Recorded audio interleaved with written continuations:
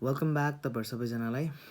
Hope तपाईँहरू सबैजना ठिकै नै हुनुहुन्छ होला। अनि मेरो ब्रिफ इन्ट्रोडक्सन फर दोज जो आजदेखि यो भिडियोदेखि जोड्नु भएको छ हामीसँग। मेरो नाम विजय अनि म सिक्किमबाट हुँ। अनि यो भिडियोजहरूमा यो च्यानलमा चाहिँ हामीहरू मेनली बायो पढ्नेछौँ। अनि बायो हामी बेसिकदेखि लिएर एकदमै डिप नलेजसम्म जानेछौँ। अनि this video is not only for one segment of students. मैले मतलब यो एउटा यस्तो खालको भिडियो हो जो जो जुन चाहिँ सबै फिल्डमा हुनुहुने बायो स्टुडेन्टको लागि हेल्पफुल हुनेछ। चाहे तपाईँ नेट एस्पायरेन्ट्स हुनुहोस्, चाहे तपाईँ एम्सको लागि तयारी गर्दै गर्नुभएको होस्, चाहे तपाईँ कम्पिटेटिभ एक्जाम्स, चाहे तपाईँ एन्ट्रेन्स एक्जाम्स कुनै पनि, चाहे तपाईँ सिएसआरको लागि है, एनिथिङ। सो यस, हामी आज यो हाम्रो सेकेन्ड क्लास हो। अनि तपाईँहरूले हाम्रो प्रिभियस क्लास हेर्नुभएको छैन भने प्लिज गो एन्ड वाच। हाम्रो इन्ट्रोडक्सन अफ सेल, हामीले सेललाई पढ्दैछौँ यो डेजहरूमा। अनि we already did with prokaryotic and eukaryotic cells है, त्यो डिफ्रेन्सेसलाई हामीले हेरेको छौँ। अनि आजै हामी सेलको बारेमा अझै हामी दुई तिनवटा कुरालाई हामी हेर्नेछौँ। आउनुहोस्। ओके, सो टपिक हाम्रो हो सेल नै। सो हामीले हेरिसकेका छौँ प्रोक्यारियोटिक सेल अनि युक्यारियोटिक सेल कस्तो हुन्छ। अनि प्रोक्यारियोटिक सेल अनि युक्यारियोटिक सेल त हामीले बुझ्यौँ, तर अब यो सेल्स कहाँ हुन्छ भन्ने कुरालाई हेर्नुपर्छ। हाम्रो प्रोक्यारियोटिक सेल अनि युक्यारियोटिक सेल। प्रोक्यारियोटिक सेल चाहिँ हाम्रो ब्याक्टेरियातिर हुन्छ, ब्याक्टेरियातिर। अनि आर्कियातिर। अनि अर्को युक्यारियोटिक सेल चाहिँ हाम्रो तपाईँको मतलब सबै कुरा, चाहे तपाईँ प्लान्ट्स लिनुहोस्, चाहे तपाईँ एल्गी लिनुहोस् है, चाहे तपाईँको के भन्नु निमाटोड्स लिनुहोस्, चाहे तपाईँ म्यामल्स लिनुहोस्, मतलब सबै जहाँ पनि तपाईँले जीवन देख्नुहुन्छ बाहेक ब्याक्टेरिया अनि आर्किया सबै तपाईँको सबैकोमा तपाईँको के हुन्छ, युक्यारियोटिक सेल हुन्छ। एक्सक्युज मी, हुन्छ। सो तर एउटा एक्सेप्सन यहाँनिर छ, भाइरस। भाइरस यस्तो खालको अर्गेनिजम हो जसलाई हामीले यहाँ न त यसमा नै राख्न सकिन्छौँ, न त हामीले यसमा नै राख्न सकिन्छौँ। किनभने भाइरस चाहिँ यस्तो हुन्छ, भाइरसले चाहिँ अब हेर्नुहोस् है, प्रोक्यारियोटिक सेल अनि युक्यारियोटिक सेल माने ब्याक्टेरिया अनि प्लान्ट्स एल्गी जति पनि छ सबैजना रिप्रोड्युस हुनसक्छ, वेरएज भाइरस चाहिँ रिप्रोड्युस हुनु सक्दैन। बुझ्नुभयो? भाइरस त्यतिखेर मात्रै रिप्रोड्युस हुन्छ जब भाइरस आफ्नो होस्टभित्र हुन्छ। बुझ्नुभयो? माने होस्ट बाहिर अगर भाइरस छ भने त्यो भाइरस एज इफ मरेको जस्तै हुन्छ, कुनै पनि मेटाबोलिजम हुँदैन, मेटाबोलिकली इनएक्टिभ हुन्छ। बुझ्नुभयो? तर जब यो भाइरस कुनै पनि आफ्नो होस्टमा पस्छ भने ऊ एक्टिभ हुन्छ, मेटाबोलिकली एक्टिभ हुन्छ। अनि ऊ रिप्रोड्युस हुन थाल्छ त्यतिखेर चाहिँ। किन भन्दाखेरि उसले हाम्रो रेप्लिकेसन, अब हाम्रो मतलब कसैको पनि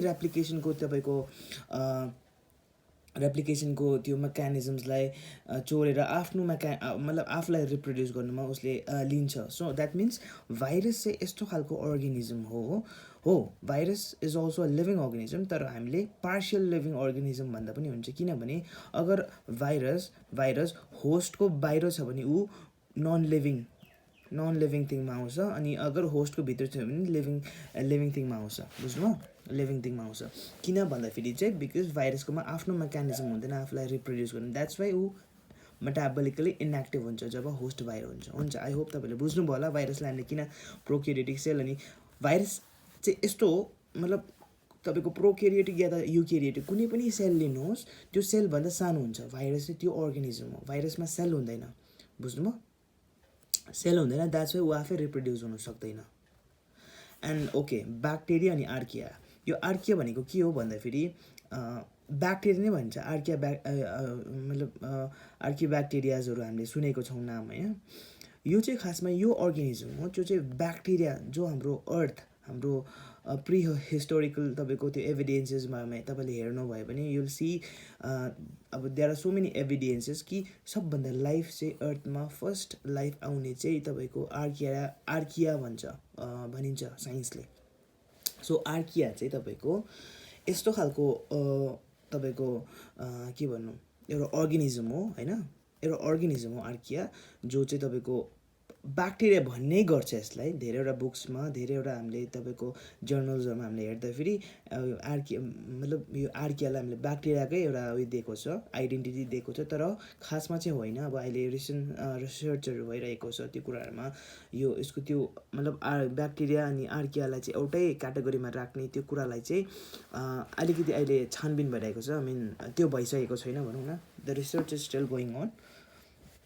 सो यस, अनि तपाईँको प्रोक्यारियोटिक अनि युक्यारियोटिकको कुरालाई हामीले मतलब प्रोक्यारियोटिक सेल अनि युक्यारियोटिक सेल त हामीले हिजै हेरिसकेको थियो, तर यो कहाँ पाइन्छ भन्ने कुरालाई आज हामीले बुझेका छौँ। हल्का सानो हामी रिक्याप गर्नेछौँ है, रिभिजन गर्नेछौँ। प्रोक्यारियोटिक सेल चाहिँ खालि ब्याक्टेरिया अनि आर्कियामा मात्रै हुने गर्छ।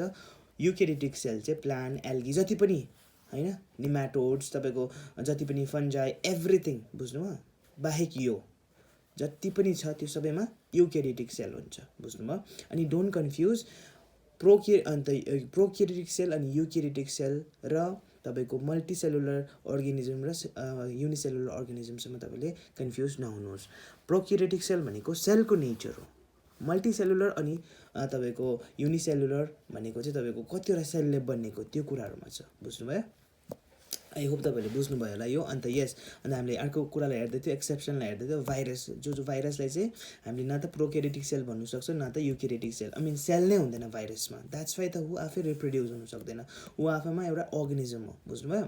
ऊ एउटा तपाईँको के हुन्छ, क्यास्पेड हुन्छ होइन, त्यहाँभित्र तपाईँको उसको जेनेटिक मटेरियल हुन्छ, द्याट्स इट, बुझ्नुभयो। जब ऊ तपाईँको होस्टको भित्र पस्ने गर्छ भने उसले आफ्नो जेनेटिक मटेरियललाई होस्टमा लिन्छ, होस्टमा हाल्छ, अनि होस्टमा हालेर तपाईँको के गर्छ, रिप्रोड्युस हुन्छ। तपाईँहरूले देख्नुभएको छ नि अहिले कोरोना भाइरस जुन चाहिँ त्यो पनि एउटा भाइरस हो है। जब हाम्रो शरीर बाहिर छ भने ऊ मरेको बराबर हो, तर जब ऊ हाम्रो शरीरको भित्र पुग्यो भने उसले आफूलाई रिप्रोड्युस गर्छ होइन, सङ्ख्या बढाउँछ, त्यसले गर्दा डिजिजहरू उसले कज गर्छ। अनि भाइरसको त धेरै छ एक्जाम्पल्सहरू होइन, तपाईँको कोरोना भाइरसलाई लिइहाल्नुहोस्। अनि यस्तो खालको तपाईँले एउटा बुक्सहरूमा, बायोलोजी बुक्समा तपाईँले देखि नै रहनु भएको, यो चाहिँ के हो, ब्याक्टेरिया फेज हो।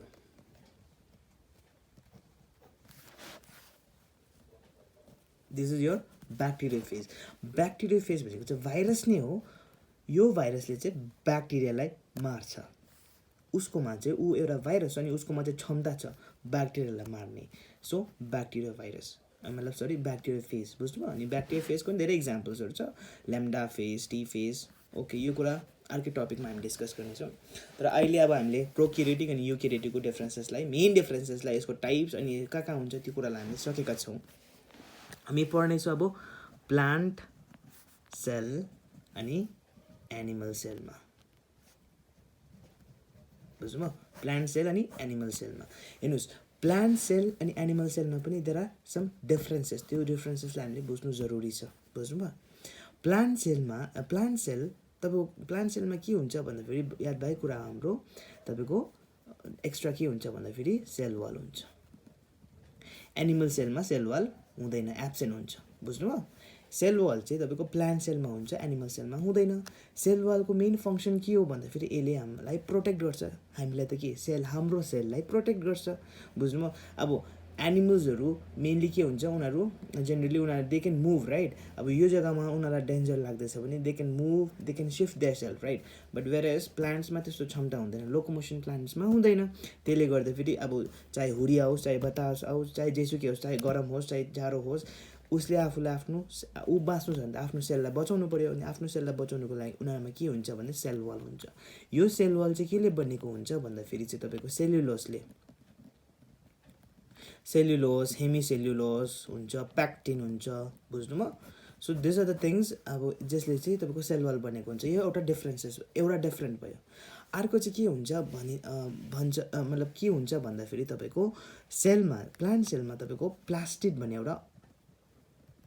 एउटा सेल अर्गेनल्स हुन्छ, वेरएज तपाईँको एनिमल सेलमा हुँदैन, नो प्लास्टिड। प्लास्टिड चाहिँ के हो तपाईँको क्लोरोप्लास्ट हुन्छ। प्लास्टिडको there are so many kinds of, not so many kinds, there are certain अब लाइक एक दुईवटा तपाईँको टाइप्स छ प्लास्टिडको। तर एउटा प्लास्टिड एकदमै तपाईँ अनि हामीले त्यो त्यसको नामलाई हामीले सुनिरहेको छौँ चितपरिचित हामीसँग होइन के हो भन्दाखेरि चाहिँ CHLOROPLAST के हो क्लोरोप्लास्ट क्लोरोप्लास्ट इट्सेल्फ इज एउटा टाइप अफ अ प्लास्टिड हो क्लोरोप्लास्टमा के हुन्छ तपाईँको क्लोरोप्लास्टमा तपाईँको के हुन्छ भन्दाखेरि क्लोरोफिलहरू हुन्छ राइट अनि अर्को प्लास्टिड ल्युकोप्लास्टहरू हुन्छ बुझ्नुभयो सो त्यो डिफ्रेन्ट टपिक हो तर अहिले हामीले यसलाई मात्रै हेर्नेछौँ सो प्लास्टिड चाहिँ तपाईँको प्लान्ट सेलमा हुन्छ होइन किनभने प्लान्टले चाहिँ तपाईँको आफ्नो फुड आफै बनाउँछ नि त फोटोसिन्थेसिस गर्नु छ अनि क्लोरोप्लास्टभित्रै क्लोरोफिल हुन्छ अनि क्लोरोफिल एकदमै नेसेसरी हो तपाईँको फोटोसिन्थेसिसको लागि तर हामीलाई के होइन एनिमल्सलाई के वी डोन्ट निड तपाईँको chlorophyll right we don't have to do photosynthesis that's why we don't have plastids बुझ्नुभयो अनि अर्को चाहिँ के हो भन्दा डिफ्रेन्ट चाहिँ तपाईँको भ्याक्युलमा छ भ्याक्युल एउटा यस्तो हुन्छ इट इज अल्सो सेल अर्गेनल बुझ्नुभयो एनिमल प्लान्ट सेलको भ्याक्युल ठुलो हुन्छ लार्ज हुन्छ वेयर इज एनिमल सेलको भ्याक्युल सानो हुन्छ किन भन्दाखेरि हेर्नुहोस् है एउटा त के हो भन्दाखेरि प्लान्ट सेललाई उसले भ्याक्युलले के गर्छ एक्जर्ट गर्छ प्रेसर एक्जर्ट किन भन्दाखेरि चाहिँ स्टेबल राख्नु पऱ्यो नि त उसलाई है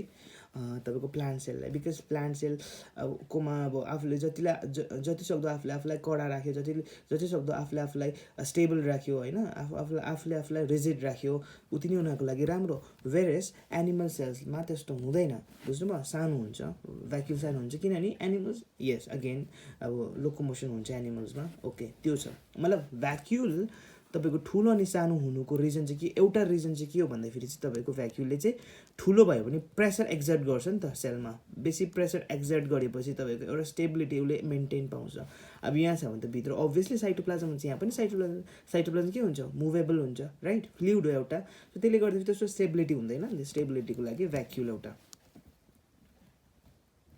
भ्याक्युल बुझ्नुभयो अनि अर्को चाहिँ भ्याक्युल ठुलो हुने रिजन चाहिँ के हो भन्दाखेरि प्लान्ट्समा तपाईँहरूले डेजर्ट प्लान्ट्समा एउटा तपाईँको क्याम्प पाथवे भन्ने एउटा पाथवे हुन्छ त्यो हामी फोटोसिन्थेसिसमा पढ्नेछौँ क्याम्प पाथवे भन्ने एउटा तपाईँको मेकानिजम हुन्छ उनीहरूमा एउटा स्ट्रेन्ज हुन्छ एनाटोमी हुन्छ टु रिड्युस वाटर लस त्यसले गर्दाखेरि अब तपाईँको यो CO2 चाहिँ तपाईँको अब CO2 because it's very necessary for plants right so CO2 चाहिँ तपाईँको बेलुका चाहिँ अब उयसमा डेजर्ट प्लान्ट्सहरूमा CO2लाई चाहिँ तपाईँले मतलब उनीहरूले त्यो प्लान्ट्सहरूले CO2लाई चाहिँ तपाईँको भ्याक्युलमा स्टोर गरेर राख्छ ओक्जालेट एसिटिक एसिड या त म्यालिक एसिडको उयसमा तपाईँको के अरे फर्ममा त त्यसले गर्दाखेरि चाहिँ यो पनि एउटा रिजन हो बुझ्नुभयो भ्याक्युल ठुलो हुने आई होप तपाईँले प्लान्ट सेल अनि एनिमल सेलको बेसिक डिफ्रेन्सेसलाई बुझ्नुभयो होला होइन अन्त एक दुईवटा सेल अर्गेनल्स हुँदैन जस्तै लाइसोजोम तपाईँको उयसमा प्लान्टमा हुँदैन लाइसोजोम हुँदैन नो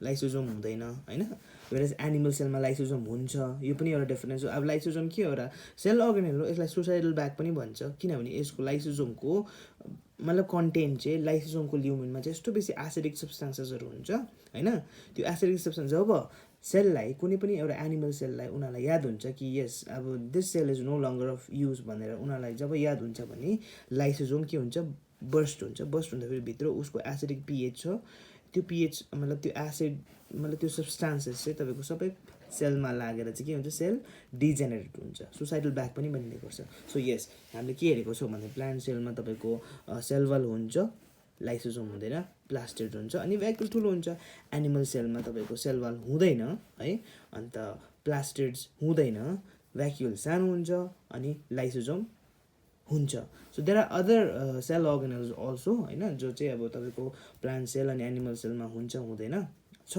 त्यस्तो अझै पनि तरै पनि आजलाई हामी यति नै गर्नेछौँ बिकज समय धेरै भइसकेको छ यो सबै एकदमै घिनलाग्दो कोरिसकेको छ तरै पनि आई होप तपाईँहरूले बुझ्नुभयो होला आज हामीले पढ्यौँ सेलको बारेमा बुझ्नुभयो प्लान्ट सेल एन्ड एनिमल सेलको बारेमा पनि हामीले हेरेको छ ओके हुन्छ त्यसो भने तपाईँहरू सबैजनालाई फेरि पनि थ्याङ्क यू यो भिडियो अहिलेसम्म हेरिदिनु भएकोमा अनि please stay tune for more videos है अपकमिङ भिडियोज सधैँ नै म भिडियोजहरूलाई हाल्ने गर्छु अनि यस बाई